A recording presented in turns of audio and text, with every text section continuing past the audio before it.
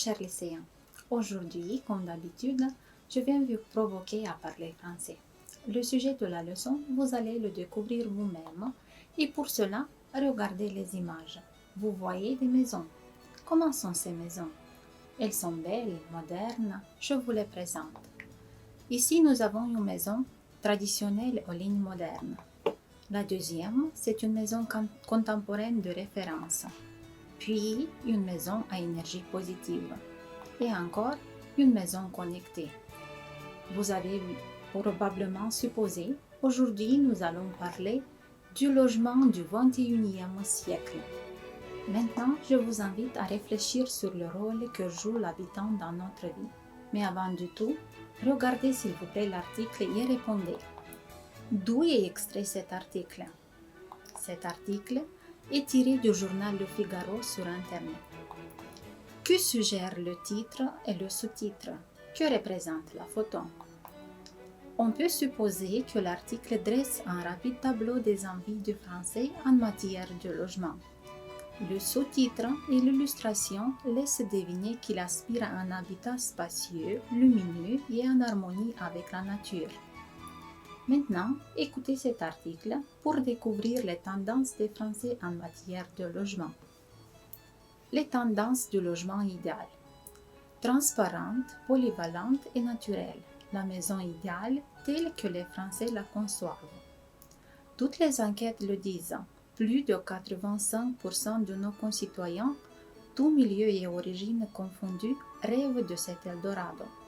Les cadres n'hésitent plus à quitter les centres-villes pour se faire construire des pavillons en banlieue ou rénover à plusieurs d'anciennes usines, ateliers ou boutiques.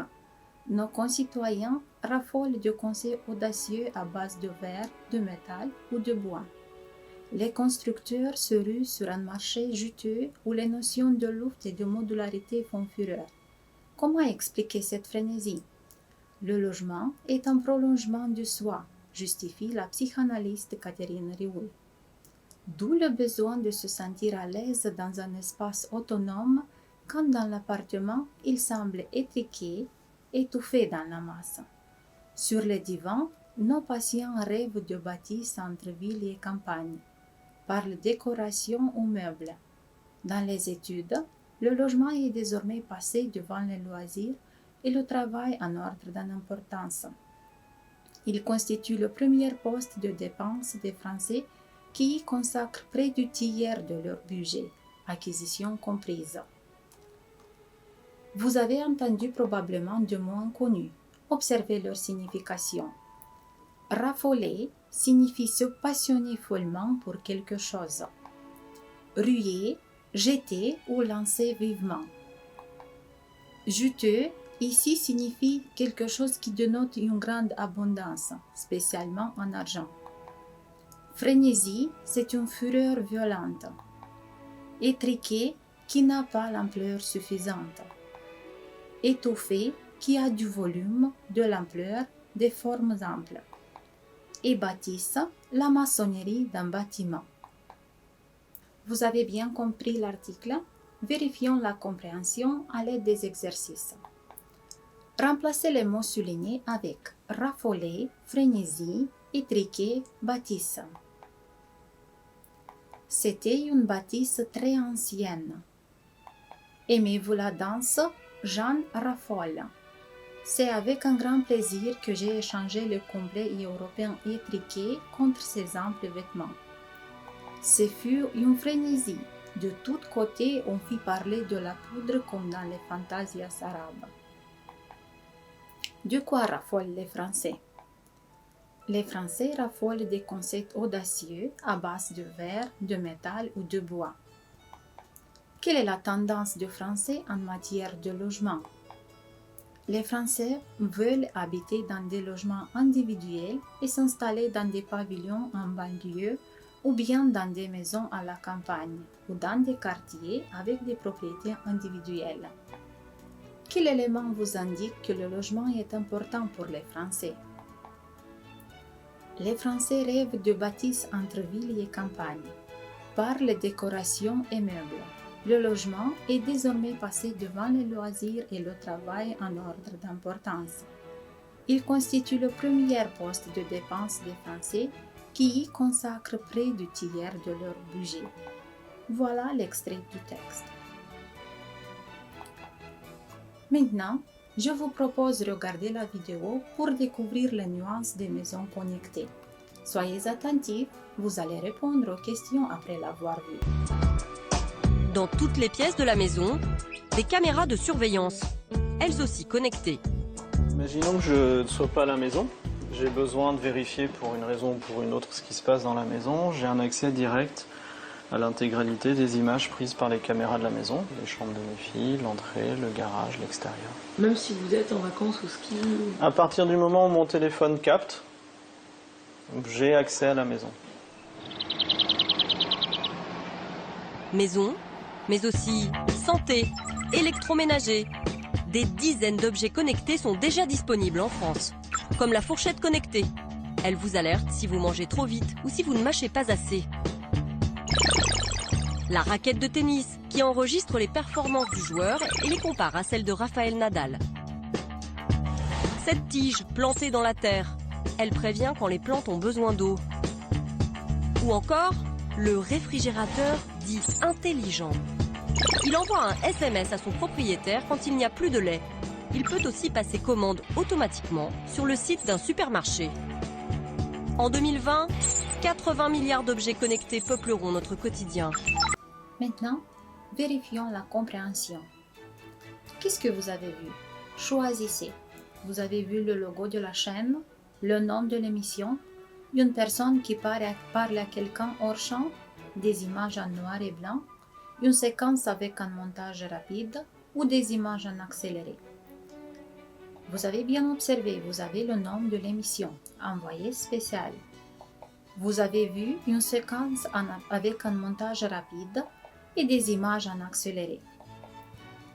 Plus loin, je vous propose de relier les images à leur signification. Première image signifie un smartphone qui capte et recueille des informations. Deuxième image, ce sont les stockages des données à distance. Troisième image, ce sont les informations d'un objet à distance. Quatrième image, ce sont les ondes Wi-Fi. Cinquième, c'est l'ensemble des objets connectés dans une maison. Et la dernière image, c'est la communication numérique. Maintenant, continuons avec les réponses aux questions. Pourquoi l'homme utilise-t-il les caméras installées chez lui? Bien sûr, pour surveiller les pièces de sa maison.